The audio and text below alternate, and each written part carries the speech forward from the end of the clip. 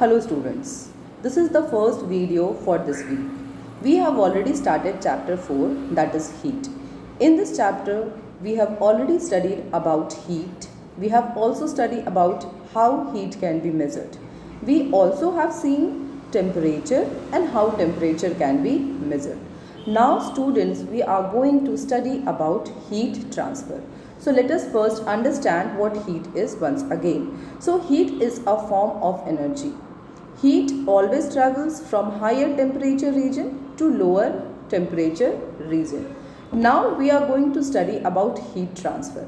As in the previous slide we have seen that heat can be transferred or heat gets transferred from the region of higher temperature to the region of lower temperature, and this process of the transfer of heat energy from one substance to another is only known as heat transfer. Now let us see how this takes place. So what happens if, for example, we have two objects, object A and object B. So we have two objects, object A and object B. So the object A is at higher temperature, whereas the object B is at lower temperature. Now what will happen?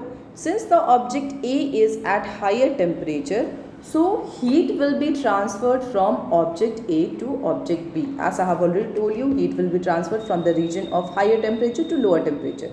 So since object A is at higher temperature, so the heat from the object A will get transferred to the object B.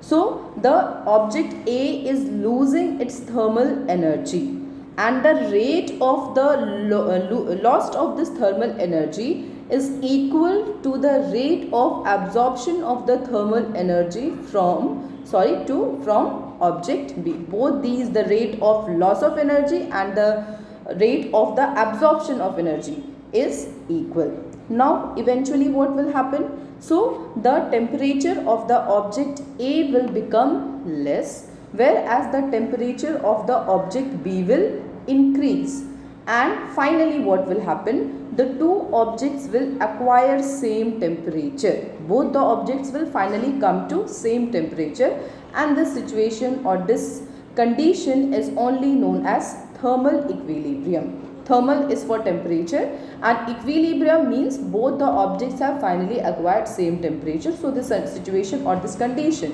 when both the objects come to same temperature is known as thermal equilibrium. Now heat will always travel from a region of higher temperature to a region of lower temperature. The opposite will not take place. That is, if an object is at higher temperature, the object will lose heat, whereas the other object that is at lower temperature will acquire heat and it will also reach the equal temperature. Now one more thing that I would like to tell you here is that the object that will lose heat will become cold, whereas the object that will acquire heat will ultimately the temperature will increase. Now let us study about the different modes of heat transfer. So there are basically three modes of heat transfer. First one is convection, then we have radiation, and then the third mode of heat transfer is conduction.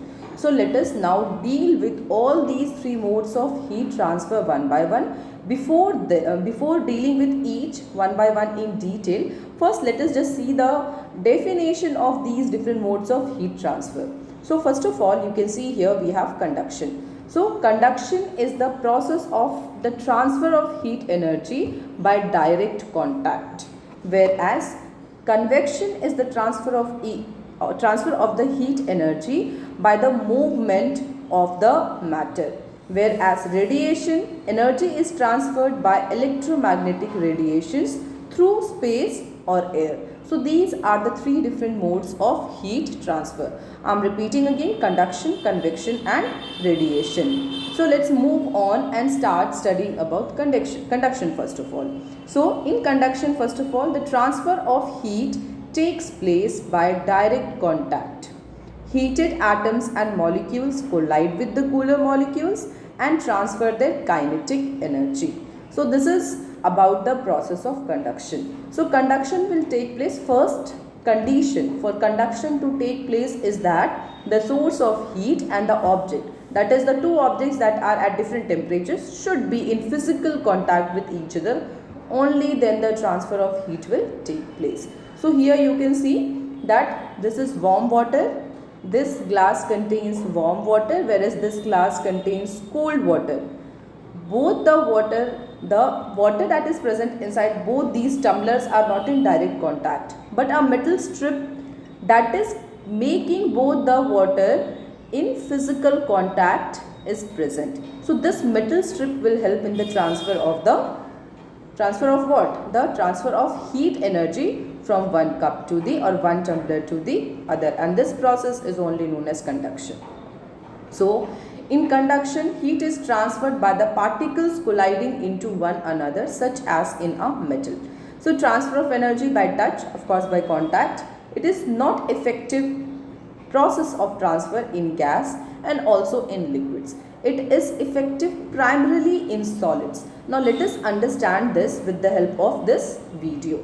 So you can see here, first of all, a source of energy is there, and these are the molecules that are adjacent direct contact with the heat. So you can see how the molecules are absorbing energy, colliding, and the heat energy is getting transferred from one corner of the solid to another because of the collision that is taking place. So this is how conduction takes place. This is how conduction will take place. Have you understood, everyone? So this is how conduction takes place in solids. So the process of heat transfer, let us just summarize it. Conduction is the process of heat transfer along a body from the hot end to the cold end, from one molecule to another without actual motion of molecules. Conduction is not possible in vacuum as a medium is required for it. In solids and in mercury, heat is transferred mainly by the process of conduction. Now we are in a situation to understand good conductors and bad conductors. So good conductors are those substances which allow heat to pass through them faster, whereas bad conductors are those substances which do not allow heat to get transferred easily. Now is it that all the substances or every material transfer heat at the same rate? Here you can see we have a pan with hot water and different substances are there. A pencil is there and then sticks are there. This is a scale, that is plastic. Here it is a metal. So is it that every substance will absorb heat at the same rate? No. Every substance cannot absorb heat at the same rate. That's why you can see here pencil is cold, whereas this is hot, this is also warm, and this is cold. So what happens is that materials conduct heat at different rates. Different materials will conduct heat at different rates. Good conductors of heat allow heat to flow through them rapidly, whereas bad conductors or good insulators of heat allow heat to flow through them slowly. So materials that will transfer heat easily are called conductors. One example of a good thermal conductor is metal.